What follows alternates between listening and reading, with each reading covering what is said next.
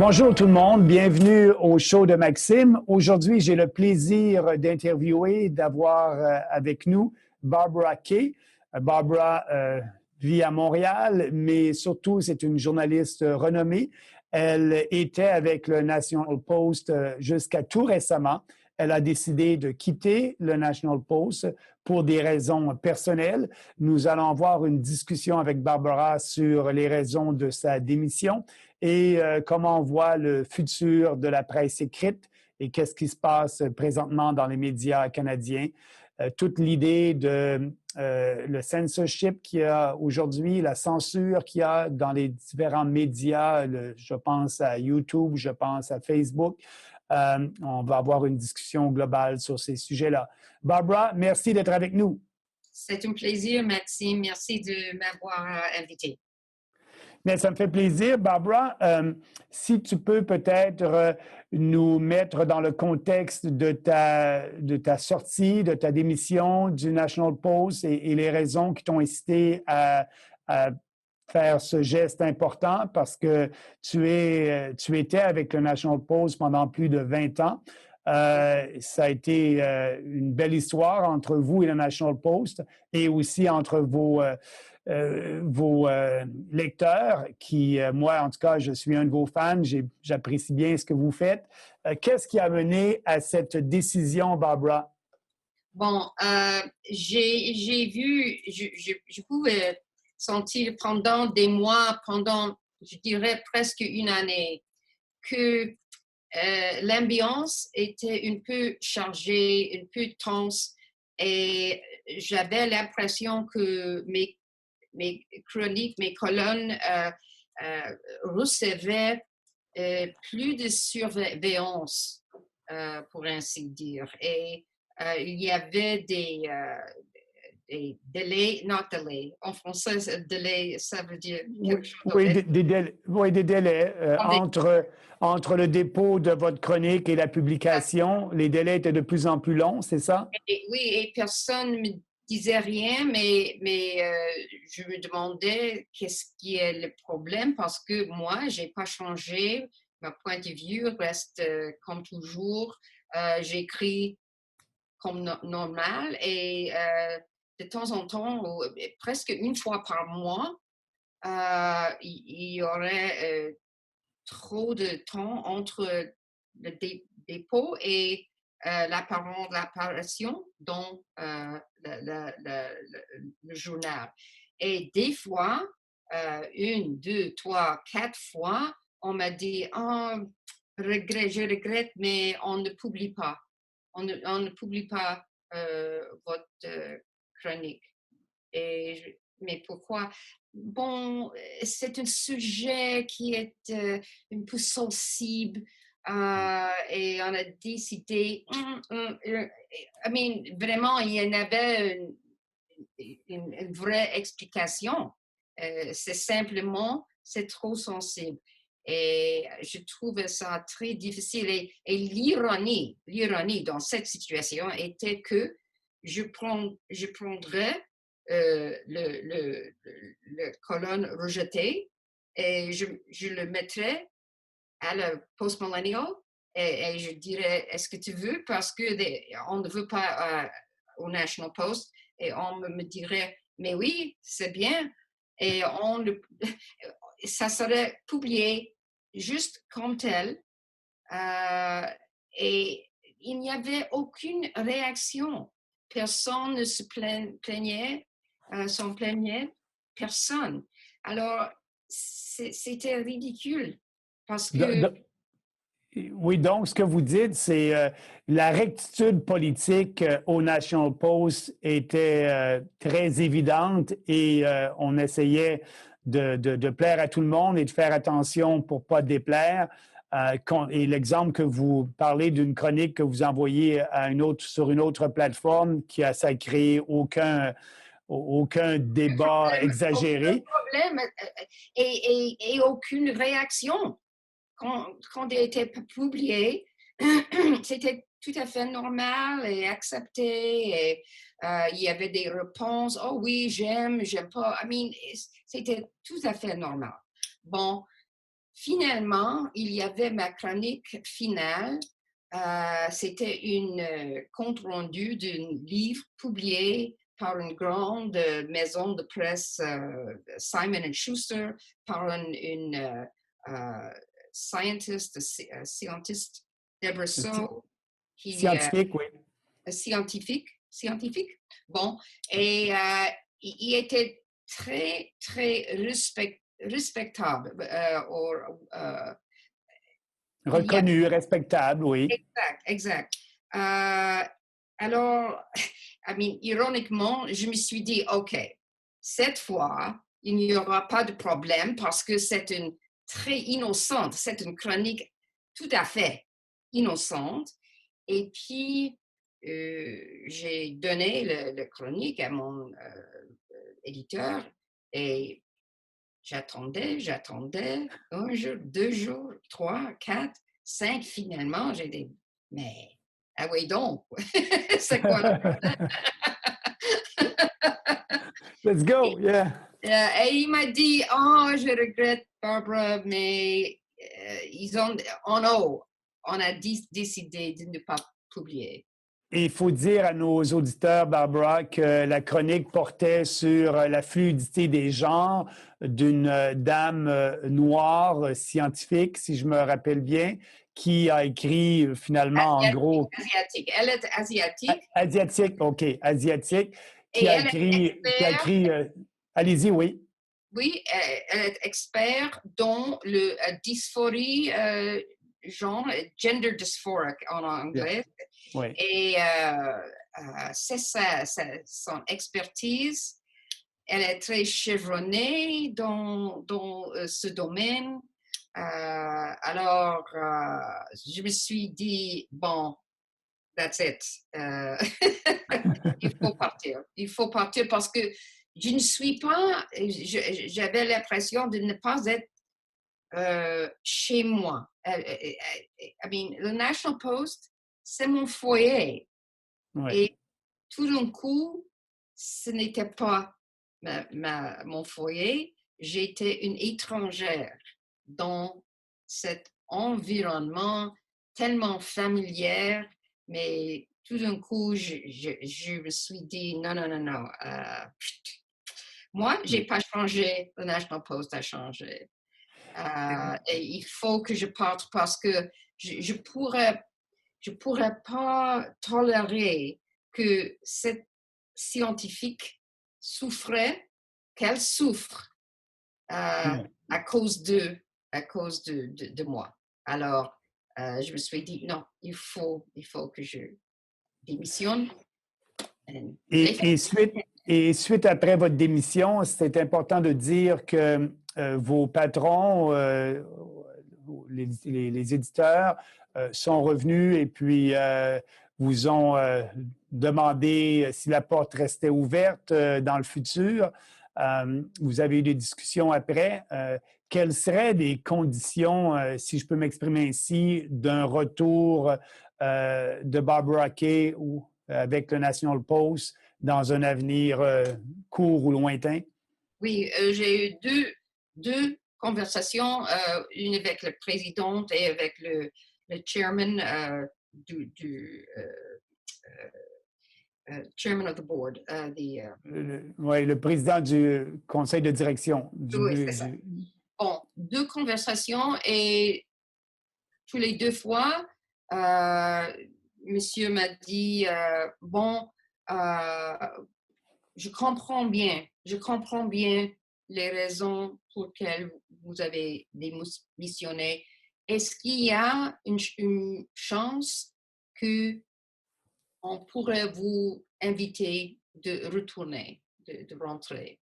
Et je lui ai dit, bon, si l'environnement était sain, encore saine pour moi, j'aimerais rentrer dans une cour. Je serais là.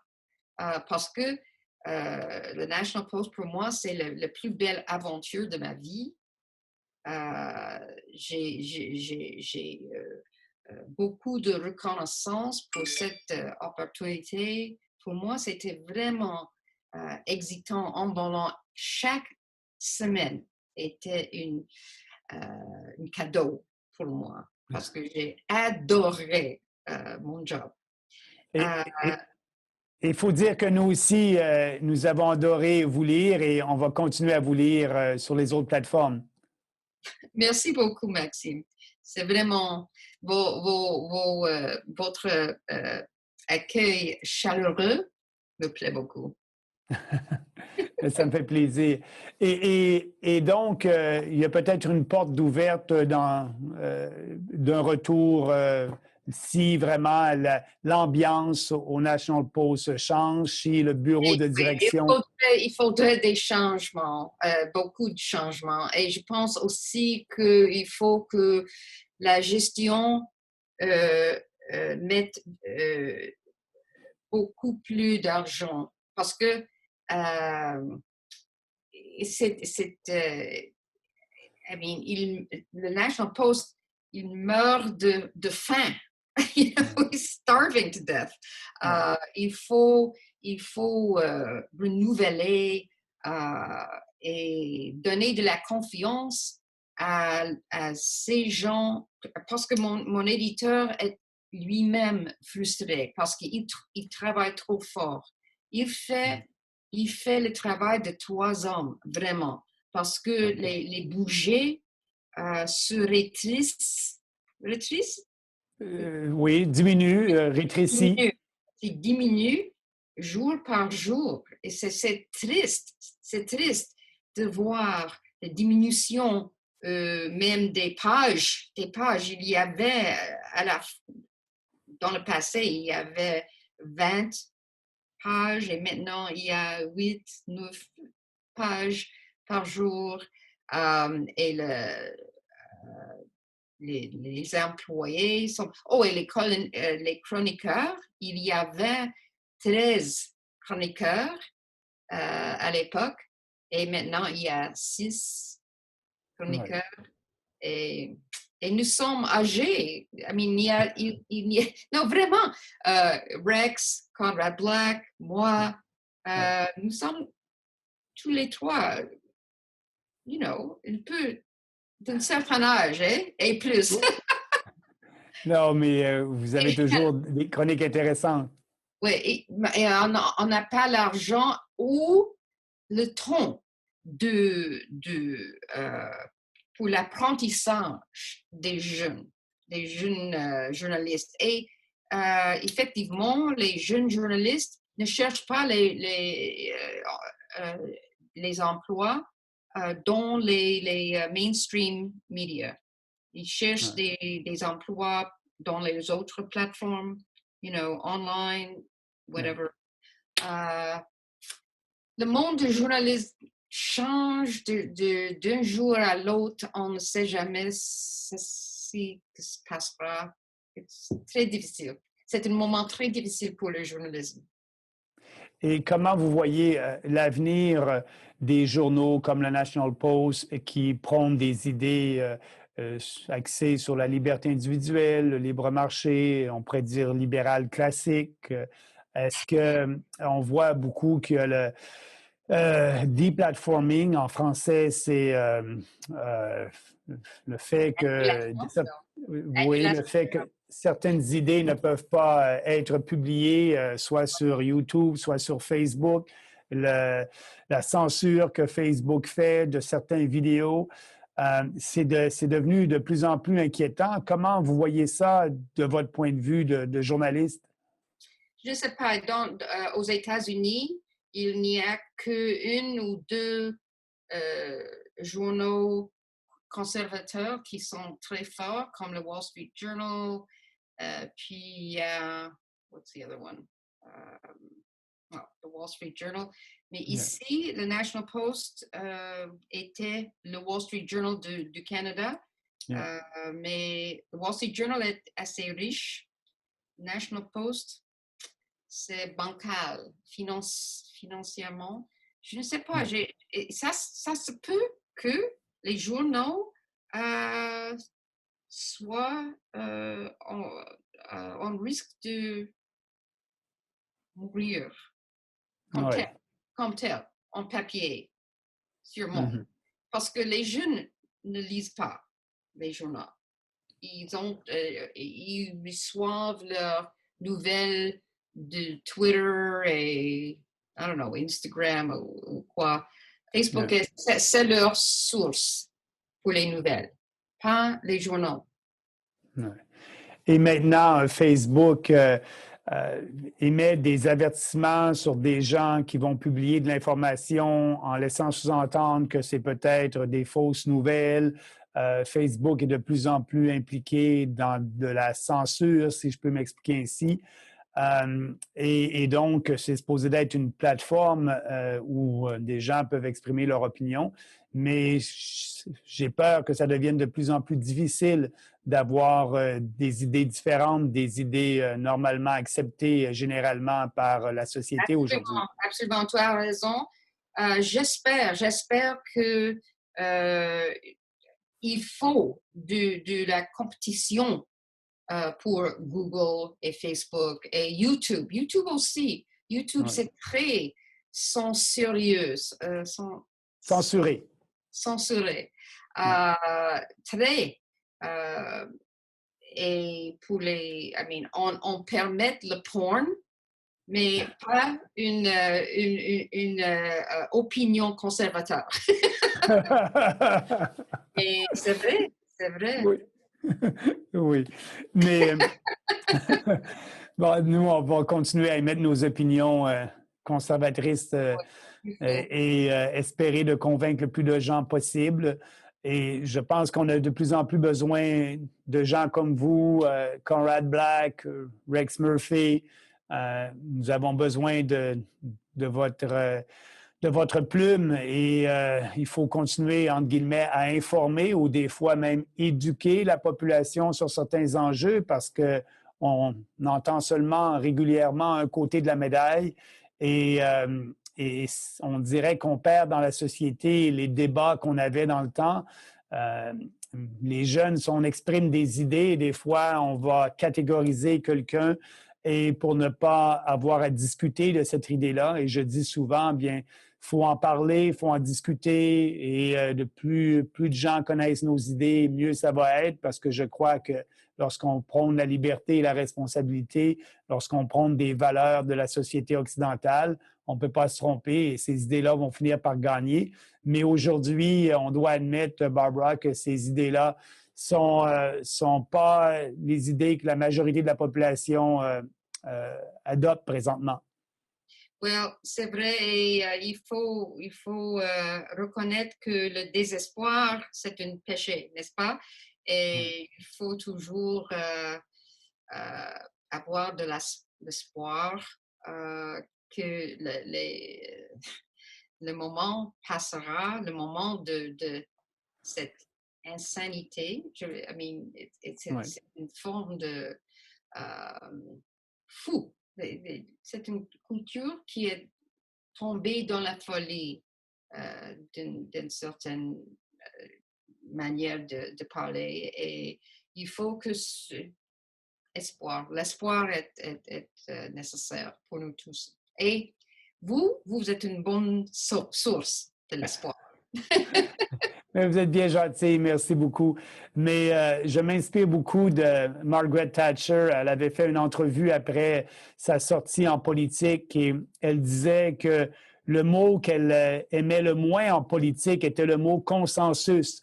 Parce que lorsque vous faites un consensus, vous reniez certains de vos principes. Et elle est mieux de parler de principes et d'avoir le courage d'exprimer ses idées. Et c'est pour ça qu'en politique, Margaret Thatcher est une de mes idoles. Et là, bien effectivement, ça prend beaucoup de courage pour écrire ce qu'on pense et dire ce qu'on pense aujourd'hui. Mais je vais rester optimiste et j'espère que dans un avenir plus rapproché que plus lointain, on soit capable de rallier plus de gens à ces idées-là de liberté et de responsabilité. Wow, je suis tout à fait d'accord avec vous. Et ensemble, on va marcher. Oui, oui. Et Barbara, pour terminer là-dessus, si mes téléspectateurs et mes auditeurs veulent continuer à vous suivre et à vous lire, ça serait sur quelle plateforme? Postmillennial.com et puis The Epic Times, c'est mensuellement. J'ai écrit une chronique pour mais tous les semaines pour le postmillennial.com. Parfait. Bien, merci bien pour cette entrevue et vous avez un très bon français. J'imagine que vous n'avez pas souvent l'opportunité de le pratiquer, mais aujourd'hui, ce fut une pratique réussie. Merci beaucoup, Maxime. Merci et bon après-midi, bonne journée. Au revoir. Au revoir. À la prochaine. Oui.